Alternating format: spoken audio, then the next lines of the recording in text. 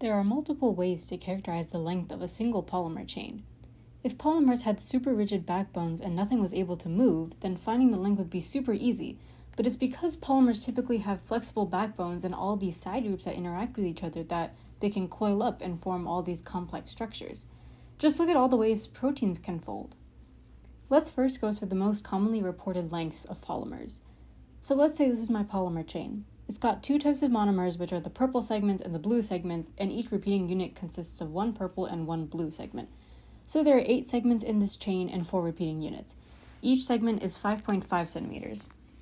One way of describing this chain's length is the contour length, which is literally just the full length of the backbone. So what the chain's length would be if the backbone were totally straight and rigid, like so.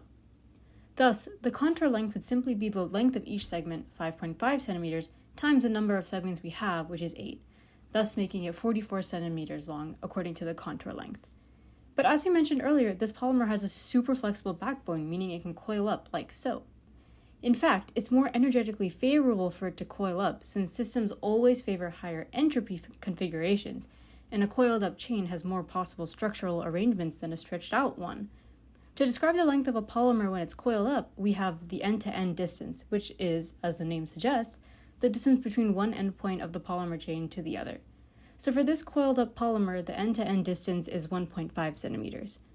Finally, the polymer can take on different configurations over time, so the polymer chain can look like this, then this, then this. In each case, the end-to-end distance changed. So it's more appropriate to think of the end-to-end distance as a distribution, and we can use the square root of the end-to-end distance as squared, or the RMS end-to-end distance for short, to describe how long the polymer is. From here, we have multiple different levels of complexity that we can choose for our models. We have the freely jointed model, which is the ideal case, the valence angle model, and then the short-range steric interaction model. The valence angle model imposes restrictions on bond angle. For example, these sorts of bonds are all 109.5 degrees, and these sorts are all 180 degrees. Here is the polymer chain if we use the valence angle model. All of the angles between their segments are roughly supposed to be 109.5 degrees. Its end-to-end distance was 14 centimeters. Here's the same chain, but using the short-range steric interaction model, with the bonds rotated such that the purple segments are never on top of each other. Its end-to-end distance was 17 centimeters. But as we see here, if we impose no restrictions on the bond angle or rotation, the polymer is free to make whatever coiled-up shape it wants. This is the freely jointed model and is what an ideal polymer chain would follow. To find the root mean squared end-to-end distance for this freely jointed polymer chain, we have to use some statistical distributions. When we do this, we end up getting the simple result that the RMS end-to-end distance is square root of n times L, where n is the number of segments we have and L is the length of each one. So using L as 5.5 centimeters and n as 8, we get that our RMS distance is 15.6 centimeters. Yarn is a great example of a freely jointed polymer chain because I can move it, bend it, coil it up however much I want, at least on this macroscopic scale.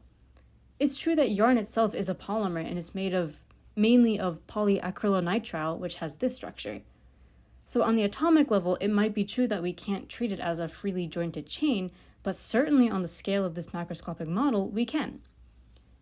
To summarize, we can characterize the length of an ideal polymer chain using the freely jointed model, which imposes no restrictions on bond angle or bond rotation and assumes that the polymer will coil up as much as possible to increase its configurational entropy.